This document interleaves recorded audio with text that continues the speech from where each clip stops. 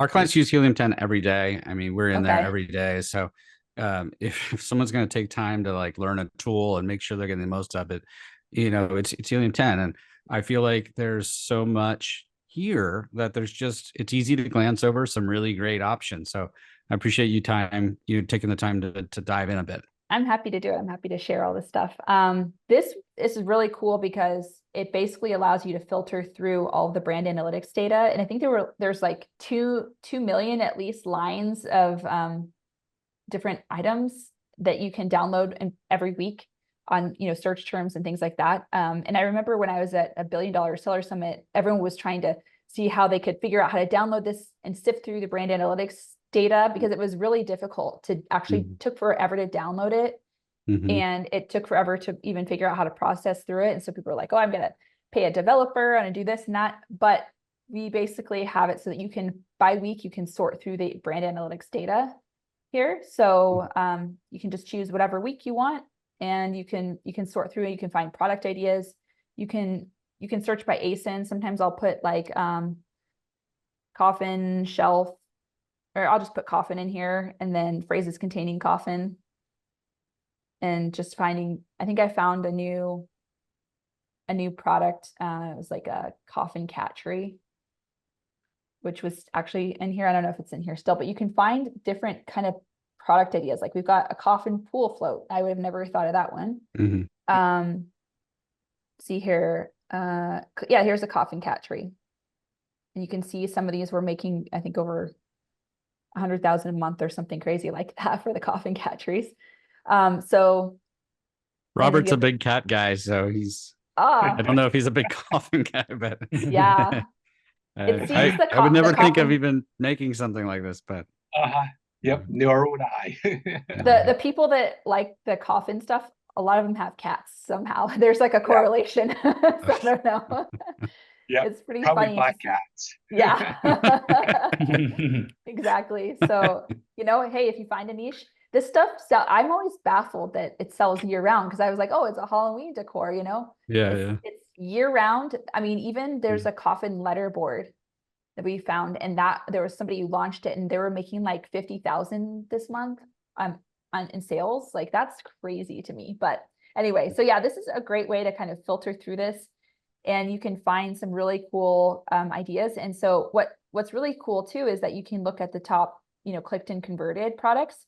And if they don't actually match what the keyword is, then you know that there's a good opportunity there for that, keyword and product, because maybe it's not even available yet. So people are searching for a coffin cat tree, and maybe the only thing they can see is like some other kind of a cat, tree thing, but it doesn't have the coffin shaped things in it, something like that. So you can see, what's going on with the different products. So let's see, coffin pool float. You've got these different ones. You can see the top clicked ones and top converted right there. So I really like to do, so you can put ASINs in here. You can filter it down. There's a bunch of ways to filter this information down. You can do it by, the top clicked or the top, top revenue. You can do it by search volume. You can do all that kind of stuff too. You can also see search frequency, and you can see if things are trending up or down. So it gives a lot of really good information. It's a really good way to find. You can also find, other keywords too, or you can use it to find products. It's a lot of great data in here, and it's just week by week. It's going to change every week, so every week's different. So sometimes I'll see more than others, so it fluctuates. But that is, I think, the last one I had for you guys today. We have something else that's coming out, and I'll just tell you ahead of time. And it's on X-ray. It's going to be a way to tell which variations, which child ASINs are selling the most. It won't have the actual number of sales, but it'll kind of give you a little circle graph to show you which one has more sales than the others.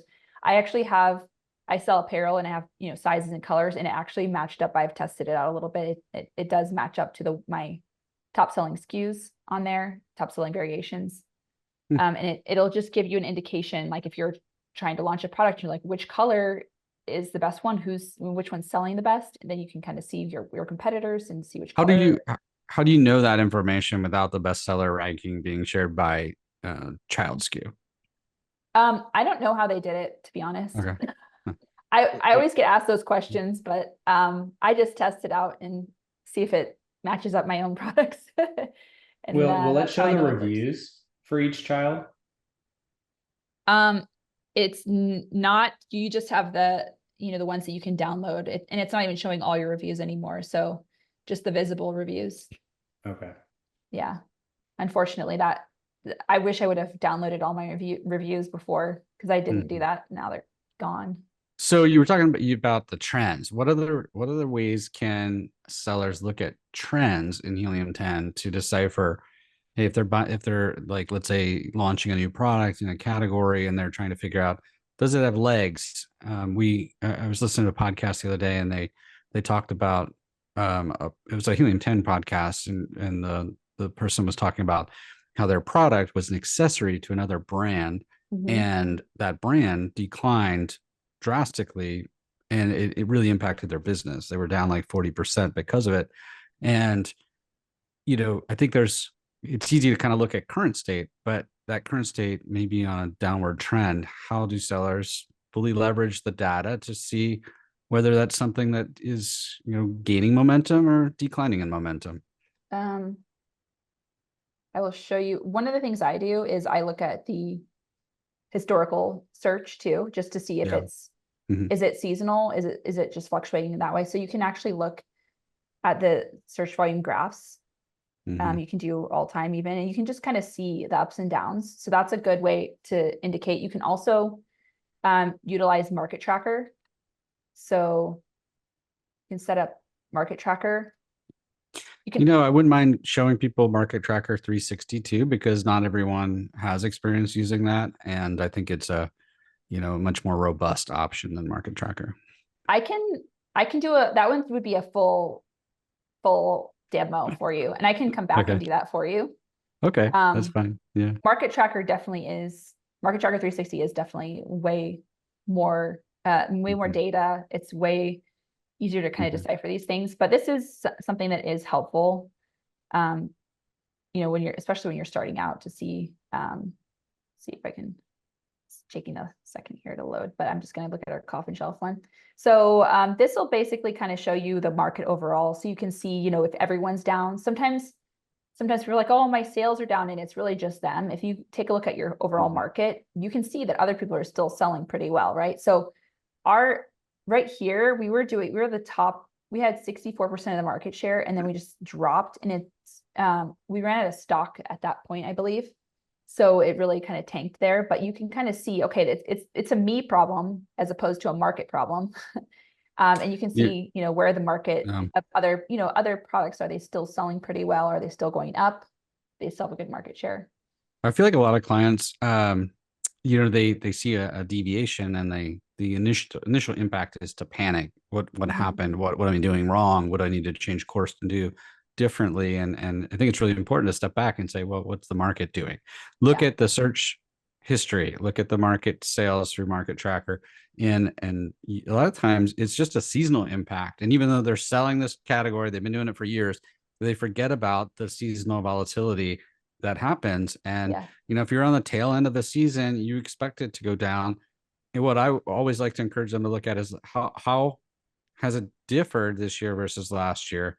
And are you continuing to show improvement in your business? Because we want to capture more market share. That's what we're ultimately, there's going to be the ebbs and flows, but are we capturing more market share as time goes on? Even in the slow times, and the good times, are we clawing and scratching, as Robert probably can correlate to, more business? It's that's the name of the game, is getting a bigger piece of the pie. Yeah, exactly. And then also, I mean, even just with Prime Day, right before and after, it's always kind of down in sales for most people. Exactly. And then everyone's like, why are my sales down? It's like, this actually happens pretty much every year. So it's part of the whole cycle. So yeah, just keeping track of your own numbers. I think that's a good way to do it. Is just look back. What did I do last year? You're going to wonder if Amazon's actually analyzed the results of that, because as soon as they put that splash screen on Prime Day, it fills up the app, it's like wait a minute. It's like everyone has time to take pause and say, I can wait. And people are on that app so frequently. Do they really need to get behind the promotional activity as early as they do? I think I don't if think it's so. just anecdotally, my opinion is that they actually jump the gun and get behind it too early, and it slows down business, and they'd probably be better served to just wait until later to get behind it, the marketing of it.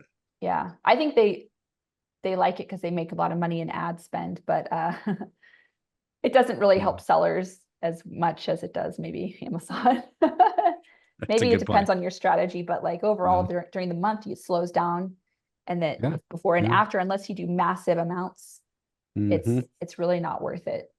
So it's kind of an interesting thing there.